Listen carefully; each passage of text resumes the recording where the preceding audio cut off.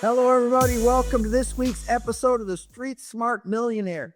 Today, we have the guy that's most in charge of my wealth, my financial planner, Jeff Fratancangeli. Jeff, how long have you been a financial planner? 30 years. 30 years you've been a financial planner, and we've been together for how long? I've been with you since 2002. So like We've been 20 together about 22 years, and I've been your coach for how long? About 15? been my coach for about 15. Now, when you look at wealth, you manage a lot of wealthy people. How many really wealthy people do you have over, say, 50 million? Clients that have liquid 50 million or net worth? Like liquid 50 million. Liquid 50 million, we have about 40 to 50, Rick. 40 to 50 clients at over 50 million. What are some of the tendencies they all have in common? Most of the folks that have that type of wealth, north of $50 million, either inherited it, sold their company, or had a large lump sum that came to them. That's the typical path that I've seen folks that have generated that type of liquidity get that type of wealth. Okay. Now, gosh, I'm not going to sell anything. I'm not going to inherit anything. I'm not going to invent anything. So how did I come wealthy, and how do you come wealthy? Because you're not going to money.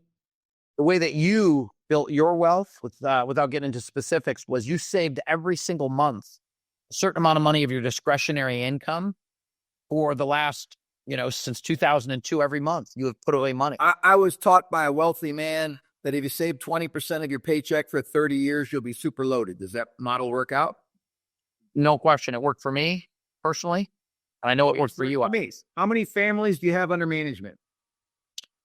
Personally, we work with approximately 350 families. Okay, out of the 350 families, how many save every month? Only the people you coached, Red. Only the 20. What do you think? Out of 350, 50 people save every month? 100? Probably about 30 to 40. So 30 to 40 save every month. Now, every financial planner teaches that you got a dollar cost average in investing, correct?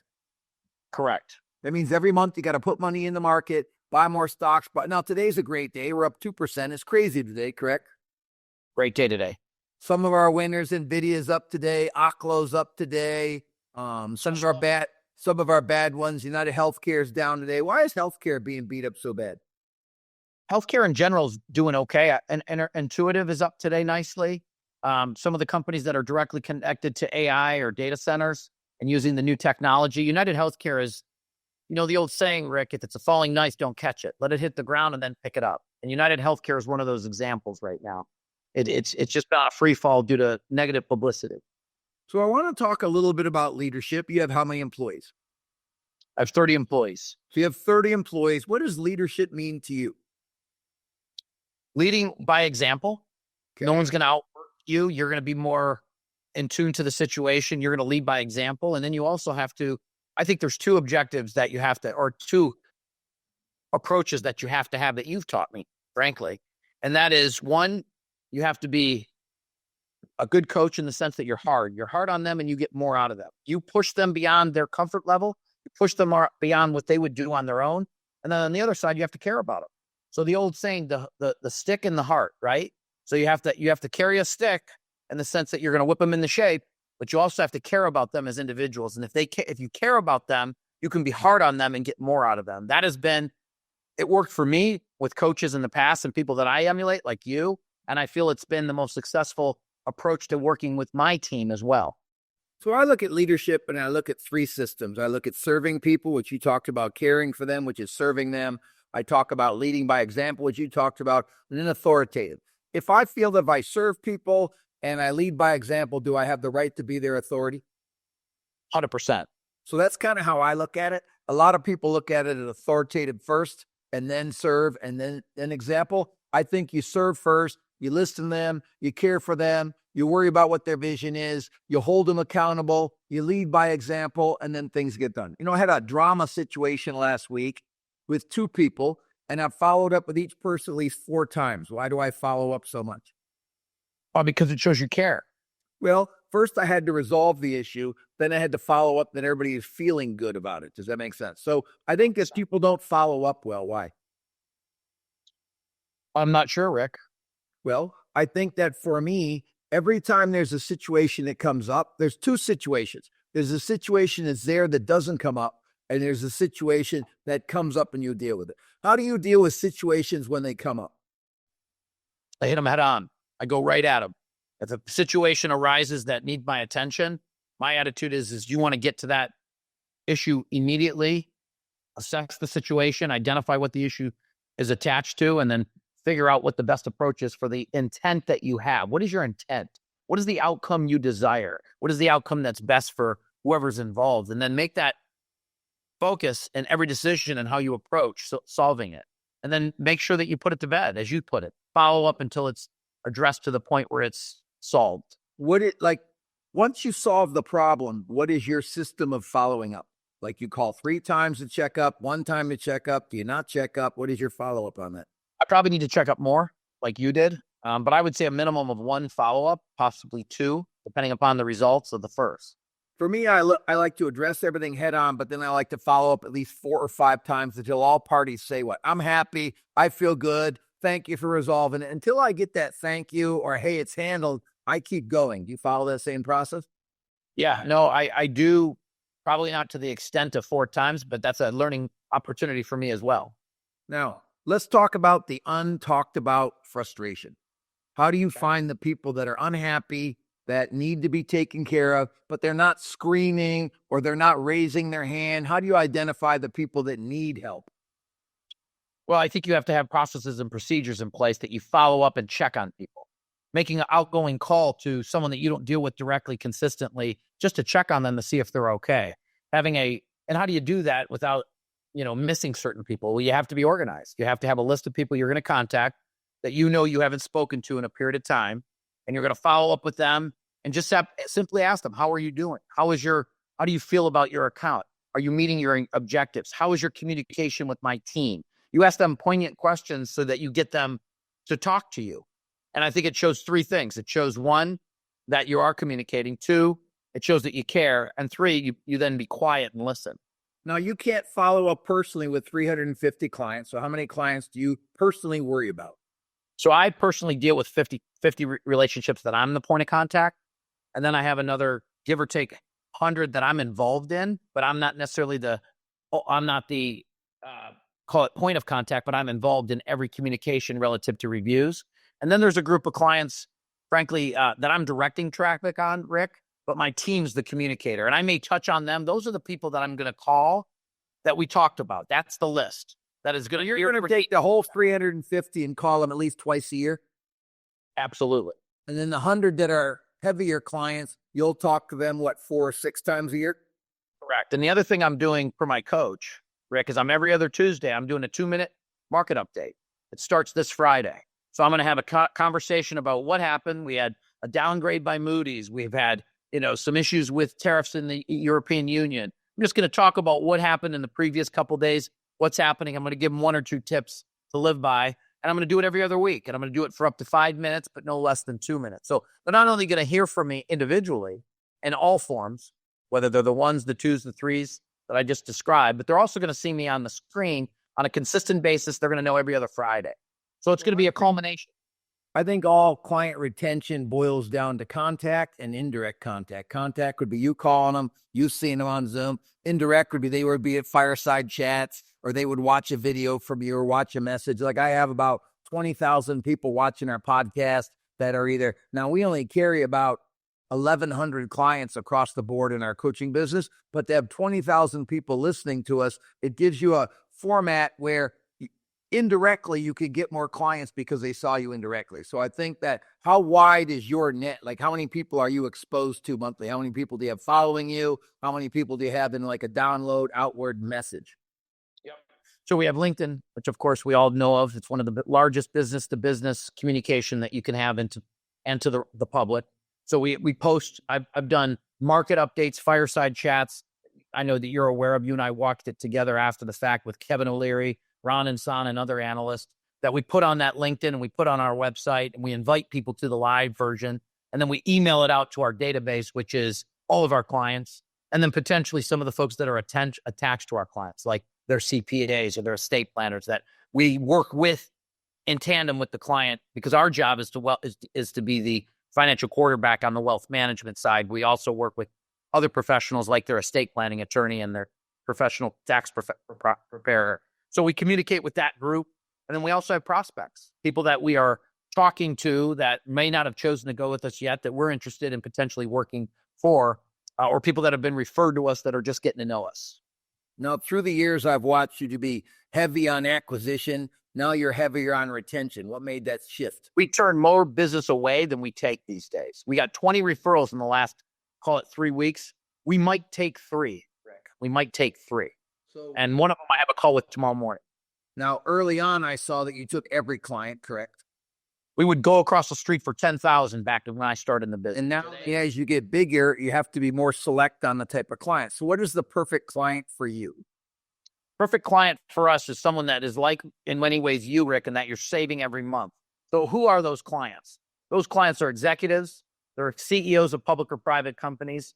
They're individuals that have stock that's being paid to them on an annual basis with the company they work for, like Microsoft or other businesses that we represent. So they're getting paid in stock, they're getting paid in bonus, they're getting paid in their deferred comp plan, and they're saving in their 401k. So these are clients that might have a couple million today, but within 5 years, they're going to have north of 10 million. So just like a company, you're looking for clients that already have a foundation of a couple million to work with. They're dollar cost averaging and saving every month. They're willing to buy when stuff's on sale. Like earlier in April, everything was on sale. We bought a lot more stocks. And then May was a good month and we've rallied. Where do you think the year is going for the economy?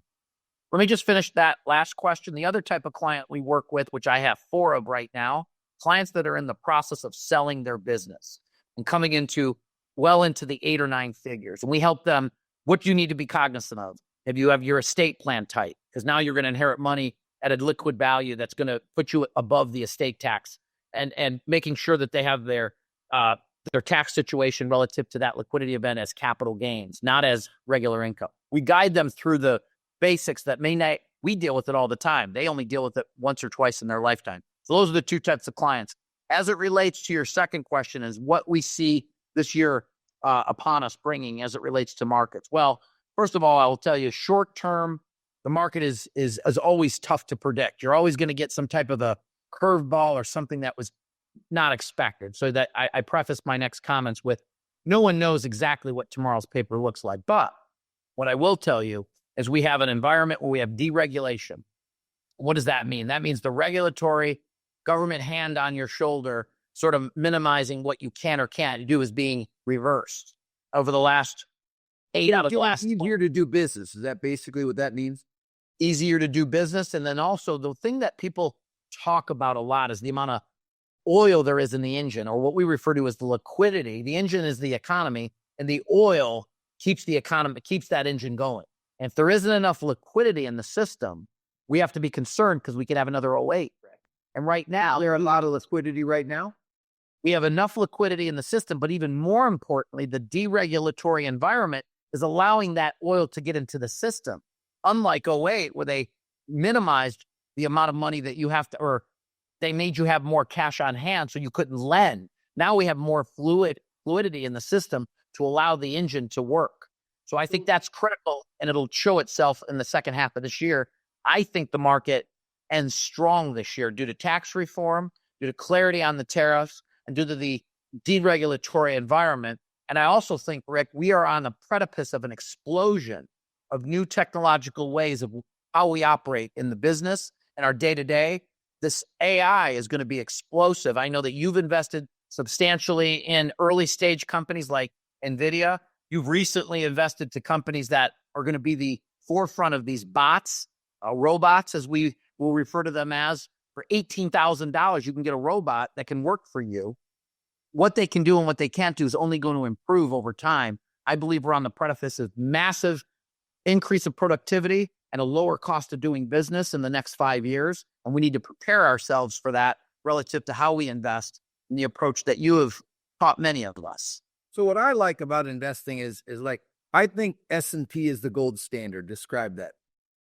The S&P 500 is the index that is comprised of approximately 500 companies that are the large to medium-sized companies in every sector of the economy that gives you a little piece of every sector with the biggest companies. So if you invest in the S&P, you have a little piece of 500 companies. So some go up, some go down. Today, most of the sectors are up in the economy. Why do people not invest in the S&P? I'm not really sure, Rick. That doesn't make much sense. I think it should be a part of everybody's portfolio. I think it should be part of everybody's portfolio. Now, we buy stocks. We buy the S&P. We buy the QQQ. We have a handful of stocks. Why do we buy individual stocks? We look for more concentration in businesses we believe in that are going to allow us to give us more upside, but also more volatility. You're a prime example. We feel that some individual stocks will outperform the S&P, correct? It's exactly right. So what has the S&P averaged in the last 25 years? 11.5%. So if you're in the S&P and you average 11.5% a year, if you divide it by 72, that means the money will double every 6.3 years, correct? That's exactly right. So if you just invest every month in the S&P, you should get a double every 6 years, correct? Correct. Now, there's some really high years, like last year was almost like 24% in the S&P. I know me and you made about 30%. 22, the S&P was down 12%. We were down like 8%. So you want to have some stocks and the S&P to overall beat the S&P. Is that your investment philosophy? That's exactly right. Now, invest in the S&P with a dollar cost average strategy. Pick 5 to 10 companies that you believe are going to be well diverse and in areas that you think are going to be disruptors. What are they going to do? They're going to disrupt business in general, whether it's a company or a sector. Like energy, we believe energy is going to be disruptive in the coming years, but the amount of energy that's going to be needed to serve the AI that's coming out in infrastructure like data centers. So we like to get into those companies. Rick, you own 3 of the companies that we think are there to disrupt relative to energy and technology, and the proof's in the pudding. So I think technology, AI, cybersecurity, I think those are the big plays in the next 5 years. You agree with that? I think they're definitely the place for today and in the near future. Now, AI is artificial intelligence, and basically you're looking at the chips, you're looking at the users, and you're using at the software for AI. What are some good AI manufacturers that you like? AI manufacturer, NVIDIA is the leader. Right now, they're the chip that has been the kind of head of the curve, if you will, of all competitors. Chips can be in they can be in gaming, they can be in automobiles. With AI, the chip that's leading right now is NVIDIA, and we're keeping a close eye on if they continue to maintain that leadership. And I think that's they keep that lead from their competitors. That's the big question, correct? That's it. Right now, the gap you is got there. AI, you have NVIDIA's number one, you have AMD, you have Intel. Those are probably the 3 biggest chip makers, correct? I'm not real big on AMD and Intel today, personally. NVIDIA just heads and tails above everybody else. Well, think about this, though, Rick. If we could get the companies that sell to the chip companies, we don't care if AMD or NVIDIA wins. We want the companies that are going to be the supply chain, the Lam Research, et cetera. Those companies are the picks and shovels like the gold rush. So we're going to hit it both ways. We're going to get the companies that sell to all the chip companies in case NVIDIA isn't the leader. And then we're going to get the one we think is going to be the horse that takes us across the finish line. The other way is who's the benefactors? Tesla. Tesla is a leader in that just think logically. No country, not one country, not any other company went to get these astronauts in space. Tesla went and got them. They're so far advanced in technology from any other company. And now they're bringing out these Tesla bots. They just opened up, I want to say, in California, possibly other places where they're bringing a autonomous taxi. They're so far ahead of the competition in so many ways. And I do believe there's going to be more bots on this earth than humans within 5 years. And who's the leader? By about 2 laps in a 4-lap race. Now, in the last month, we sold a bunch of stocks that weren't performing well. We bought a lot of Tesla. Why did you suggest that we buy a lot of Tesla? Because I think it's at the precipice of where it's going. It's out of favor due to political reasons that'll eventually subside. It's trading at pretty high multiples, which is hard to fathom. But at the same time, you're getting them on a low. Stock was as high as 498 just in December. December 16th, the stock was trading at 498, Rick. You got in without getting into your personal detail, substantially lower than that. And you've already gained a matter of 2 weeks, you've gained about 10% personally. So I think that when you have a stock that's not doing well, what are the 2 options? Either buy more or sell would be the. Why would you sell a stock? Why would you sell a stock? We think that they have downside momentum, and we think there's other issues there that we don't want to be holding on to find out about. We'll simply part ways, and we'll never talk about it again. We'll move on. So I always believe in keeping like 5 to 10% liquid. What are your thoughts on that? I think that is a minimum. You always have to have dry powder. You always have to have the ability to take advantage of something you couldn't foresee. And there's always going to be something that we couldn't foresee, right? So I want to have dry powder to go in and pounce and take advantage of opportunities whether it's from income like you've done, or both income and keeping some liquid, because you don't have that discretionary income. But I want both. I want liquidity and I want a portion of your discretionary income. As my teacher has taught me, 20% every month. So for me, I think that people that have big cash flow, monthly incomes, can take a little more risk than somebody that doesn't have any regular cash flow. Do you agree with that? The general rule is if you have a need for liquidity, that money is you're going to potentially need in the next 2 to 3 years, you have zero business being in the stock market or owning any type of specific holding like real estate. You think all money that goes in the stock market should be committed to that play for how long? A minimum of 3 years. Do you think like the Tesla play is a 3-year commitment? We'll buy more every month. We'll buy, if it dips down, we'll buy some on the dip, correct? Correct. And we'll keep getting a bigger position in these stocks to alter the average price that we're paying for it. What are your thoughts on Bitcoin? It's a tough topic. I don't think, listen, the one thing I've come to the realization is I don't know everything. There's going to be something I'm going to learn today, hopefully. And the reality is what I'm about to tell you, just know that I don't know everything. I've been wrong in the past. But the way I view Bitcoin, AI, internet, right? The internet changed how we communicate, changed the fact that we can have this conversation on a screen, changed the fact that information flows instantaneous versus prior to the internet, you were behind the 8 ball if you weren't at that site or that pulse of the financial sector, which would have been New York. So I think the internet evolved in the sense that it changed how we communicate. I look at the internet and I look at AI equally. That is the future. AI is the future. Internet's not going anywhere. I looked at .com. Anything with .com was going up in price, like for no reason. They weren't even making money. I look at Bitcoin and I look at the .com bubble that occurred very similarly. I don't see the intrinsic value to Bitcoin. It doesn't do anything relative to the fact that it doesn't appreciate. It doesn't pay a dividend. It doesn't. Even gold is inside the iPhone that we build with our telephones that I have here. Whereas Bitcoin, I think that Bitcoin's here to stay. I think it's going to be pegged against the US dollar. The technology that it brings to execute a transaction, instantaneous versus if you want to move money from this side of the world to the other, it takes up to 4 weeks. Bitcoin and the transaction aspect of it, it's here to stay.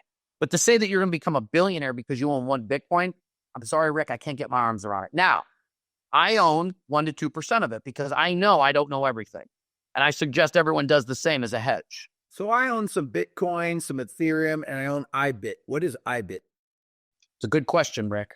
I'd have to get back to you on that. I know that you owned it outside at one point. I don't personally. It's like a fund that buys Bitcoin and moves Bitcoin. It's like a fund. And so it's like MSTR. Yes, it's very similar to that. Very similar to that. So I think Bitcoin should be a small portion of your portfolio. I think cash should be a small portion of your portfolio. I think S&P should be up to 40 or 50% of a portfolio. What do you think the S&P should be? I like the 20 to, we range from 40 to 20%. Right now, it's a buyer's market and it's an individual stock ownership market. Whereas 2 years ago, it was the index that was going to win, right? I think you could make more money today by owning individual stocks than you can the index, but that's not always the case. So right now, I would say 20. And in other environments, I'd say as high as 40 or more. So when you look at like managing money and you've been doing it for 30 years and you're pretty highly ranked, where you're ranked in the nation? My team's ranked 22 and we've been ranked as high as 8 individually. So between 8 individually and 22 as a team, and you manage a lot of money. You manage almost right over $4 billion, right? So you manage $4 billion, and you built this business over 30 years. Like, how did you get all your clients? All of our business. First of all, networking is critical. Networking. I met you, Rick, because I was working with one of your loan reps who said you need to meet Rick. So I did a presentation for your company. I offered you a lunch and learn. There was 43 people in the room. The guy in the back of the room was someone that's changed my life, and that's you. I had the opportunity to work with you. You referred me to clients. Every client I deal with, I earn the right to close. I earn the right to ask for the referral.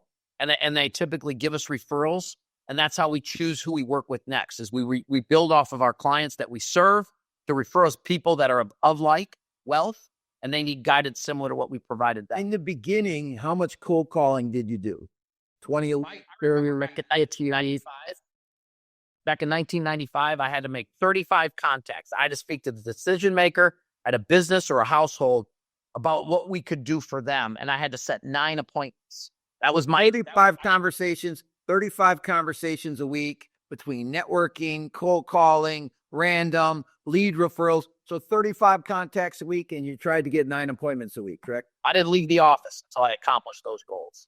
Cool. And that's how you built it. And then you shifted when you were busy to more of a referral-based business and just getting people that are referred in you from other people, because like minds think alike. So if you like, I refer you a lot of business, I've referred you hundreds of clients, and I think that I'm always referring competent people. And because you're so competent, I refer you with confidence. And I think that what makes somebody competent? Organized, communication. They have a strategy. They have a well-designed approach of how they communicate to you. They make you aware of how you're going to hear from them, when you're going to hear from them, and variably when you could hear from them because of other reasons that aren't consistent to a date. Like the mortgage and real estate business, I coach a lot of top mortgage people, a lot of top realtors. I've been a top mortgage man for a long time. In the mortgage business, if you were to Google mortgage rep, they make about 50 grand. If you Google realtor, they make about 40 grand. If you Google financial planner, what's the average financial planner make? Couple hundred. Like 75. I would say if you're an actual advisor, maybe closer to 100. Okay. So the good financial planner makes 100 grand. You make 50 multiple of that. What separates the good from the best in your business? I think one, you have to surrender to the situation. You have to realize this is my career. This is what I'm going to be the best at. I'm going to do everything I can to make sure I serve my clients in the fashion that I would want to be served if I was on the other side of this conversation. You also have to create scalability. You have to create a team around you that is going to be able to communicate with you and for you to these clients on a specific pattern and approach that is going to be sufficient enough for them to be calm, not react in a fear or call it greed perspective. And they're going to know that we care about them. We're going to guide them. We're going to create guardrails for them. And we're going to stay in communication with them in the process. No. And in order to do that, you have to create a team approach that's going to allow you to deliver the message in multiple ways. So let's look at transitioning from, like, I'm an all-in consume guy. You're an all-in consume guy. We could work 20 hours a day. You agree with that?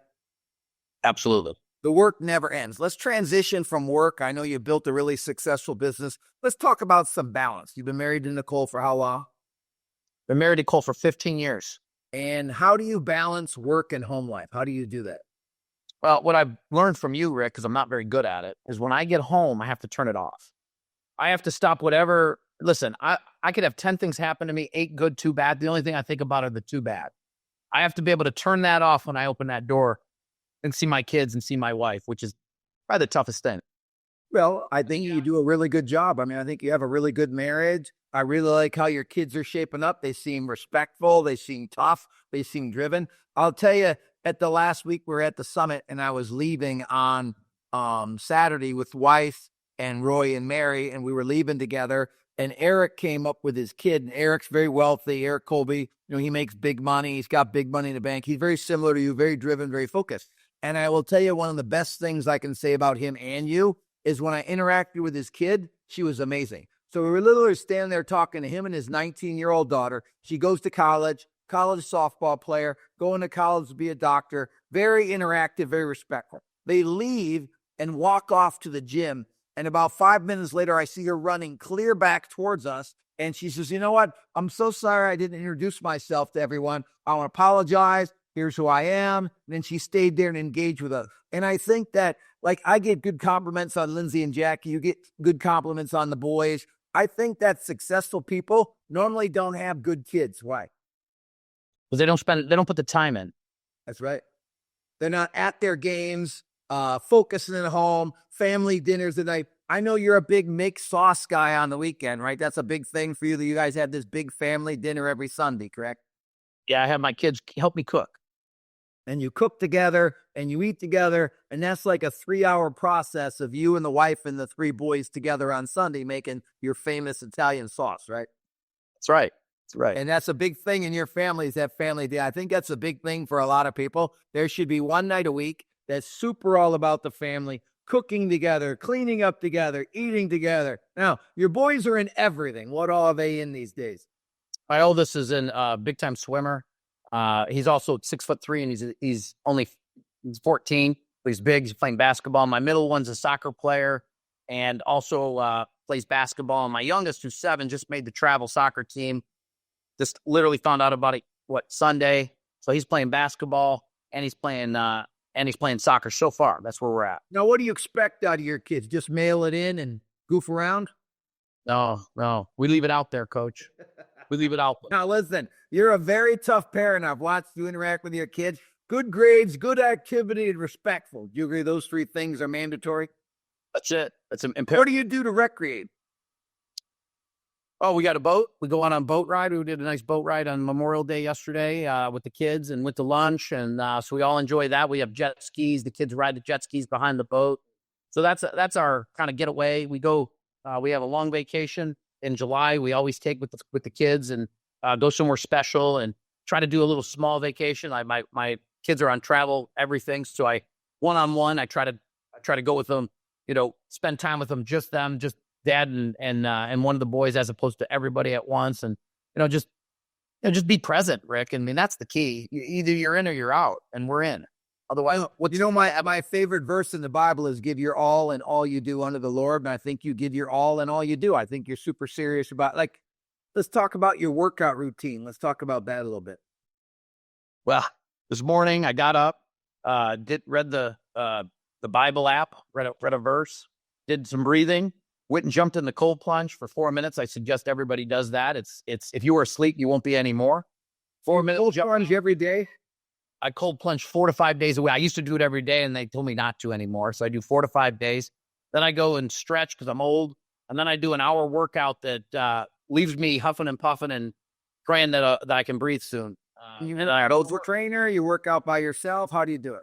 Mainly with the trainer, Rick. Mainly with the trainer. There's only people with money not have trainers. I like anybody who can, 1, make sure I don't hurt myself, and 2, get me beyond where I would have gone myself as a successful trainer. And the 2 trainers I have now meet both those objectives. Now, I know you have me as a business coach. You have a personal trainer. You have Roy that works on your God and your marriage, correct? Do you have any outside experts besides those 3, or are those it? Mainly the, personal trainers physically, you as a coach. And then Roy and we go to church on Sundays as well. Those are the pillars. I would say those are the pillars.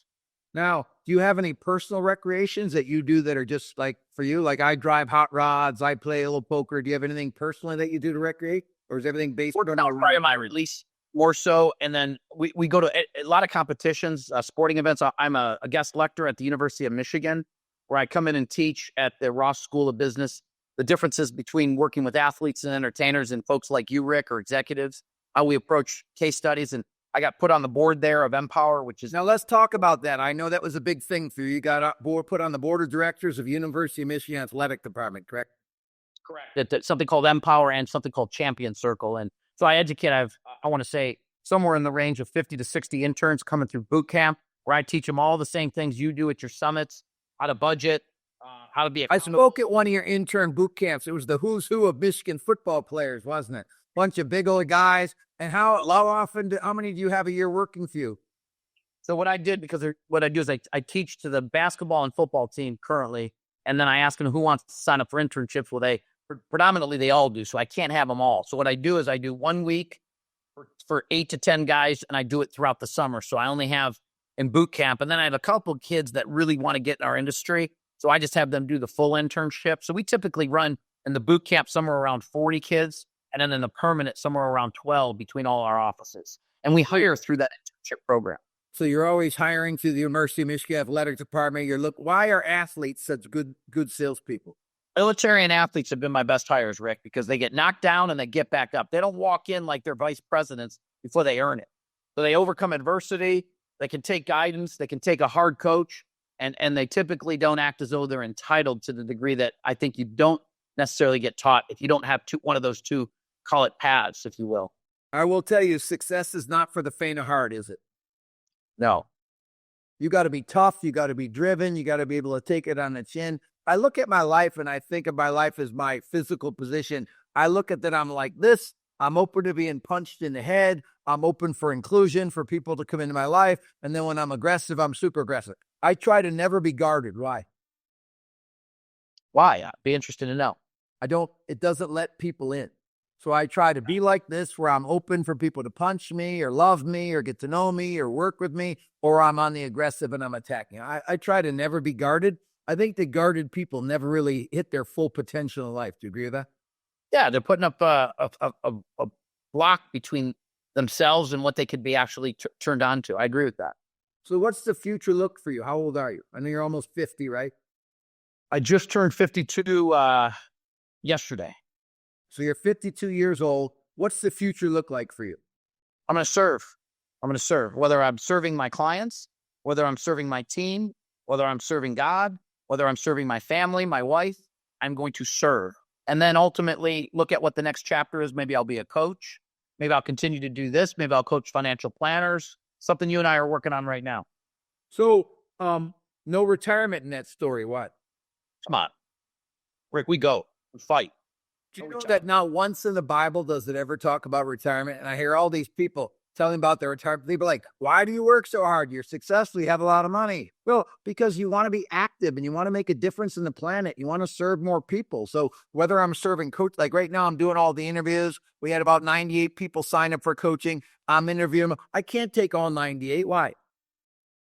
Because you can't serve them correctly. Right. So I'm probably going to grow 15. So time I interview all my current clients, I'll probably have growth of 15. So maybe I'll take on 30 new clients, and the rest, even though they want me to help them, I can't help them right now because there's only so many hours in the day to serve so many people. You agree?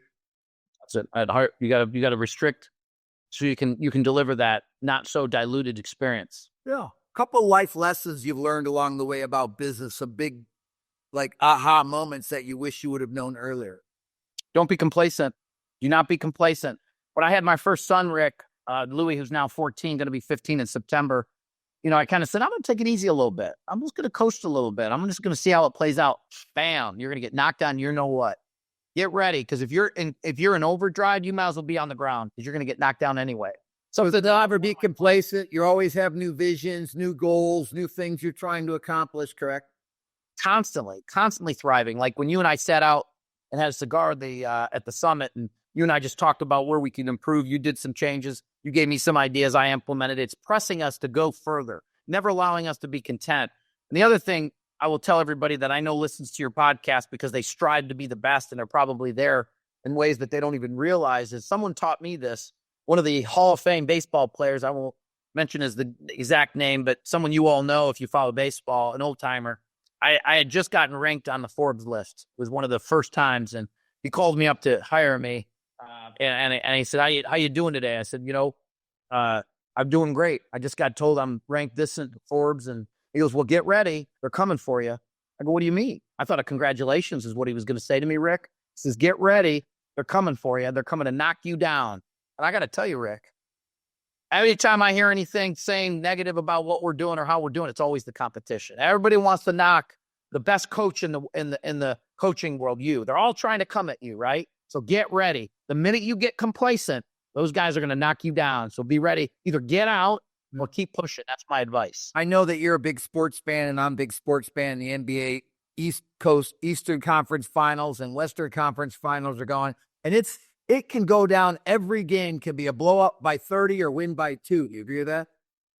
I was just talking to one of my players that plays for Michigan. He's one of the top players, and we're talking about New York and Indiana. I mean, how did New York come back and win down by 20 in the third quarter? How'd they do it, right? And their best players with 4 fouls. Well, what did the Indiana guy do at the end of game 2? You're going to have to tell me. I think I got pulled by my... The Indiana guy, Halliburton, when they won the game by 1, he went like this and made the choke sign. Like, you don't want to give your enemy any more fuel than necessary. Do you agree? That was not smart. I studied Michael Jordan a lot, who was always one of my idols. Tom Brady, Michael Jordan, Tiger Woods, LeBron James, Bill Belichick, Phil Jackson, Nick Saban. all guys that I've tried to like copy and emulate, and they always use like the fuel from what other people were saying about them to help motivate them to do better. Do you agree? Oh, it's the best fuel. Someone who talks bad about you or makes you feel second to anyone or just disrespects you, you could do one of two things. You can go at them, right? Or you could let it fuel you to go to be the best. Punch you in the face and learn from, be open to the lesson. Does that make sense? Let's go. So I think that watching you grow over the last 15 and 18 years has been amazing. I think you do an unbelievable job as a financial planner. More important, I feel you honor God with almost everything you do. You take great care of Nicole. You take great care of the kids. You've always taken great care of me. Now, we've fought through the years, haven't we? We could tell a few stories. I can't wait. We can tell a few stories. We've had some physical knockdowns on the basketball court, on the tennis court. So we've done life together. Do you agree? 100%. I'm in coaching. You're with me in coaching. And I think that we're helping a lot of people, making a big difference. And I want to keep it going for a long time. I think that catering to the clients at mine and your level is the most important thing. I think 10 years ago for you was acquiring the right base of clients. I think you got to have the right base of referral partners and clients. You got to cater to them, but you always need to sprinkle in some new clients. Do you agree with that? I do. And I'm going to piggyback something you already said about retirement. It's not that you are going to retire. You just want to be able to, no, Rick, you don't have to work anymore. You have more money than 3 generations are going to spend, but what are you doing today? You're serving and you're teaching. You want to be given, I want to make the decision that I want to work, not that I have to work. That's why we put money away. Having the ability to say whether you have to or do not have to work is what we're really thriving for, but we're still working. That's the way we're going to go. So I look at big words like purpose, vision, mission, okay? And I look at me and you having the same mission of other people's money. I would say that your mission is serve other people's money. Do you agree with that? And I look at purpose. I look at creating disciples, creating millionaires, teaching life balance, and watching you as my student. You're a really good disciple for Jesus. You're a multimillionaire. You teach life. You have good life balance. What do you see as your vision? Like when you see vision, I see 400 clients making $1 million in 1 year. What do you see as the vision?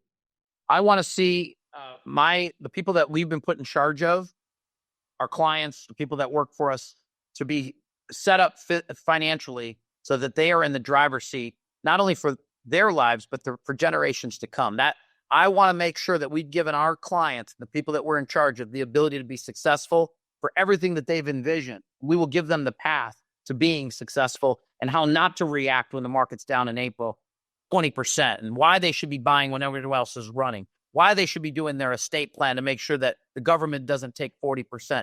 Make sure that we create the path and the guardrails to make sure that they are going to be successful. That's my vision. Serve our clients to that destination with the type of care that they deserve. Well, I think you're doing a great job and you're as intense as anybody I know. And I love that about you. I think you're committed, you're intense, you're focused, you're dialed in. You've got a God coach, you got a marriage coach, you got a personal trainer, you got me as a business coach, you got a team of 30 to cater to your clients. How many new clients do you want to take on a year?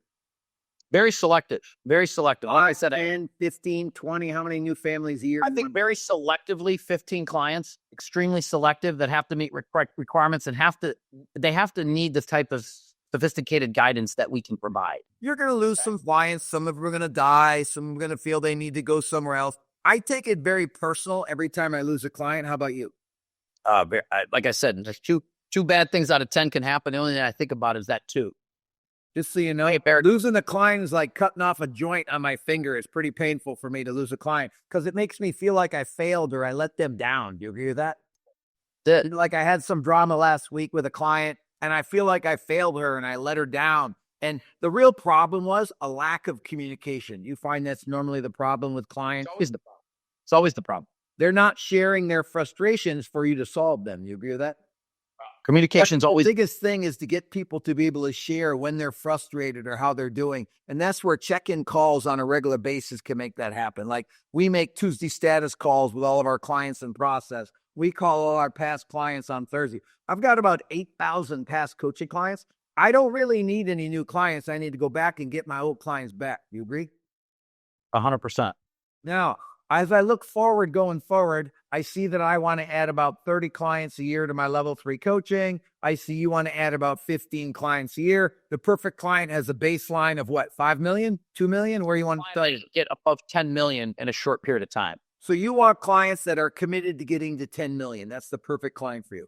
For me, Correct. I'm looking for clients that want to make $1 million and they want to get 5 million in the bank. So if a mortgage rep or a realtor says, you know what, I want to get to $1 million, I'll do the work for 5 years. I want to get to 5 million. You know, we just had 12 10-year graduates that all had more than 7 million in the bank in cash assets. Why is that? Rick, I would say two things. One, I've been a part of the course since 2002. I've been to every summit except for 2.